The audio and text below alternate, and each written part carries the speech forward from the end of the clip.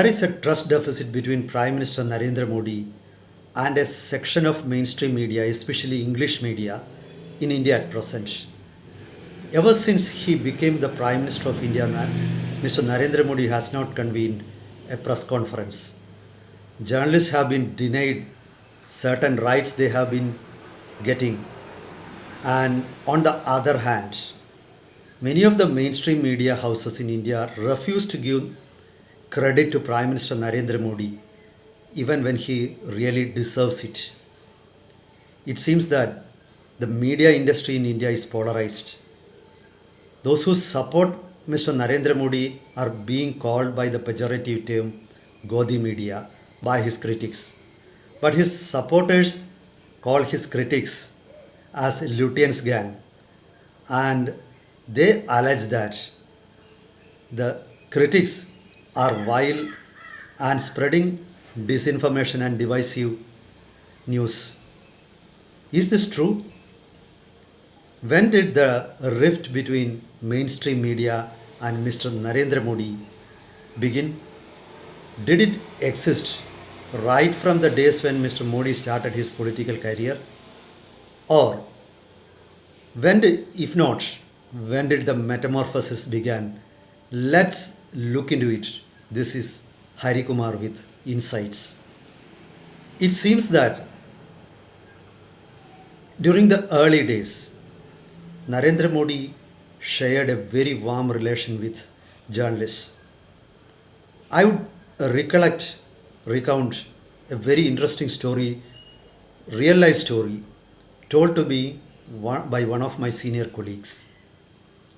That happened before 1999 general elections. My friend went to BJP office in Delhi and wanted to have interviews of Arun Jaitley and Pramod Mahajan. The BJP office told him to contact Mr. Narendra Modi, who was then General Secretary Organization, or simply the Organization Secretary. My friend recounts that Narendra Modi was media savvy and very polite at that time. During their meeting, Mr. Modi suggested, or Modi asked my friend, why can't you interview one of those guys? I mean, either Arun Jaitley or Pramod Mahajan and another guy from South. And he suggested the name of Venkaiah Naidu for that. He said that would give two different perspectives, like one from the north and another from the south. My friend was happy and the interview went off very well. He recounted that Mr. Modi was present during the interviews and was very helpful. He even filled in the blank gaps. And for a couple of years, my friend had a very warm relation with Narendra Modi. And then they separated. I don't know what happened or who discontinued the relationship. It seems that the warm relation of Modi with the media ended after he became the Chief Minister of Gujarat, especially after 2002 communal riots in Gujarat.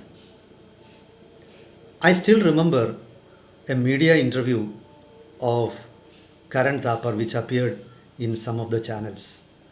And midway through the interview, Mr. Narendra Modi discontinued the interview, saying that he wanted to have a glass of water and he didn't return. So I saw the interview a couple of times. There were a few facts that struck or a few conclusions that came into my mind.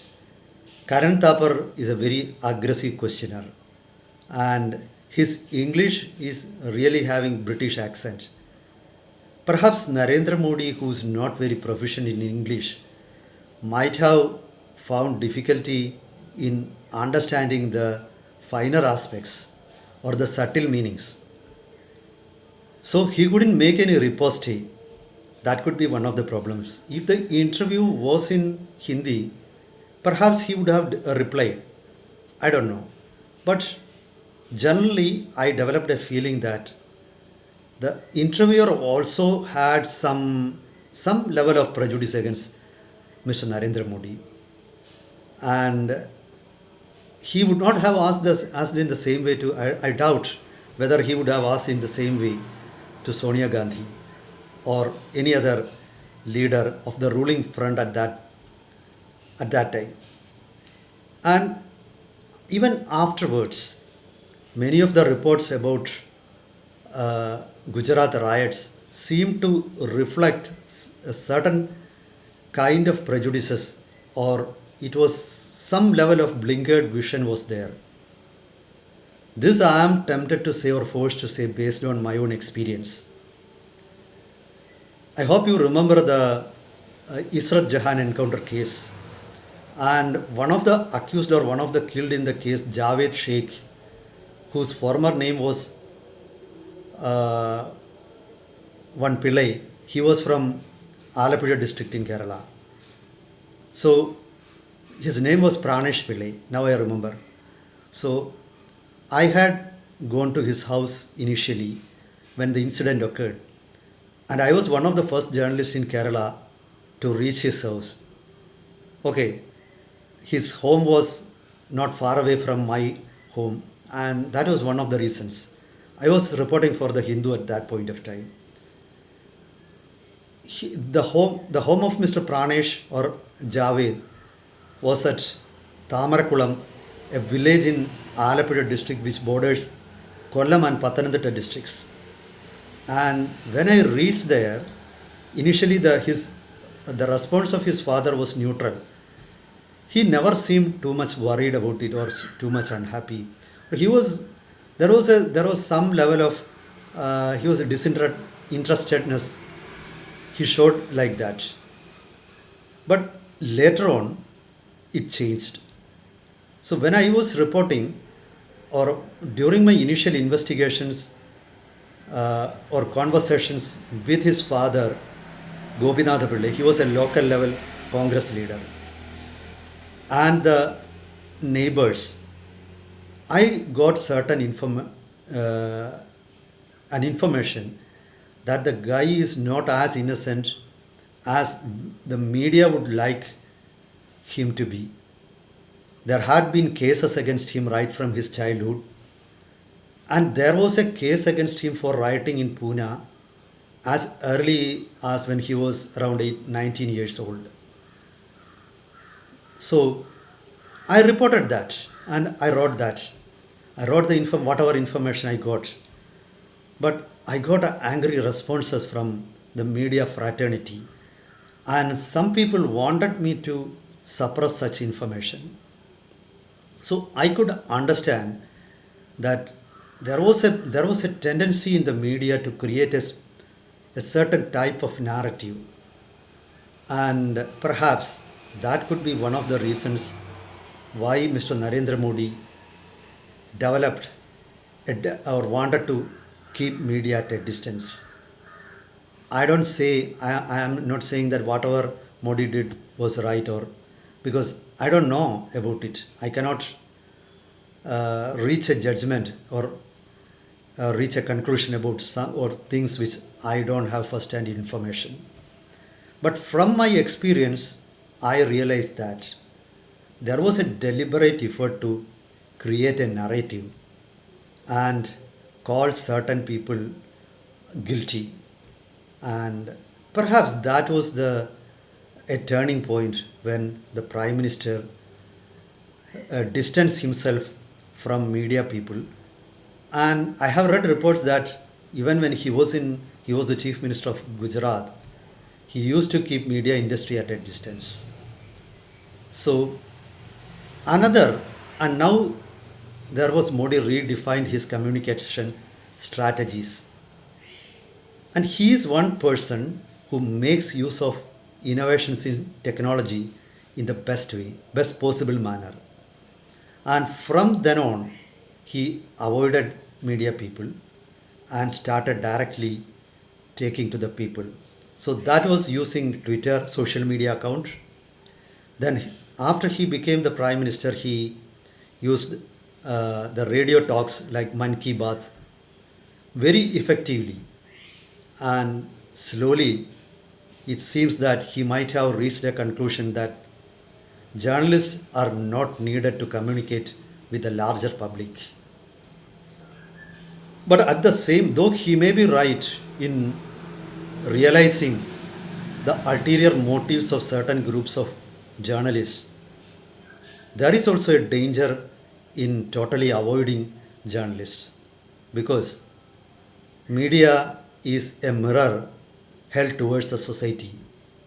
It is through media that people in power who may not be knowing what is happening, these people, they are living in cubicles.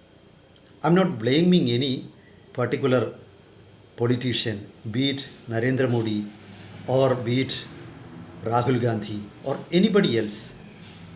When you occupy a position of power, it is difficult for you to interact with the common man on the streets. So you get information from your own partymen or officials or from police or other security agencies who are always very particular to please their boss, and that could distance them from the opinion of public. So always I hope that Prime Minister, there will be a thaw in the hostile relations between Prime Minister and the media industry. That would give us a different perspective.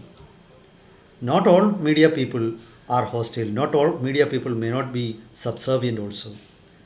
What is really needed is a level headed approach. And now it seems that alternate or alternatives to media have appeared. Alternate content makers are there. Recently, I saw Prime Minister Narendra Modi giving awards to content makers. I'm not blaming, or here I am also doing the same thing, that I am creating a content.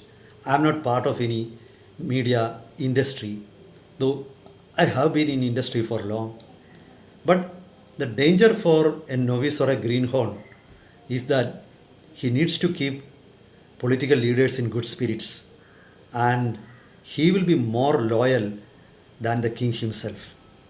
So this is the danger when you keep media at a distance. I think the relations between media industry and the politicians needs to be redefined in the context of technological advances that are happening around us. We need to create a sensible approach. The media industry also needs to remember that even without the help, their help, Mr. Modi has achieved what he wanted. Now it is evident from the attitude of certain senior journalists like Rajdeep Sardesai or Barkha that they don't show the same level aggression to Mr. Narendra Modi at present. It seems that they have been mellowed. The time or passage time has mellowed them down. So what is needed is that a sensible approach. Hope the media industry in India will also realize this, and the Prime Minister also will show the magnanimity.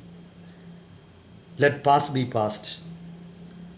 Media houses need to be level headed and need to reflect the truth. When Mr. Modi does something good, the media needs to say it aloud. And when he errs, like any other political leader, they should tell that you have erred. That's for now. Meet you with another topic next time. Till then, goodbye.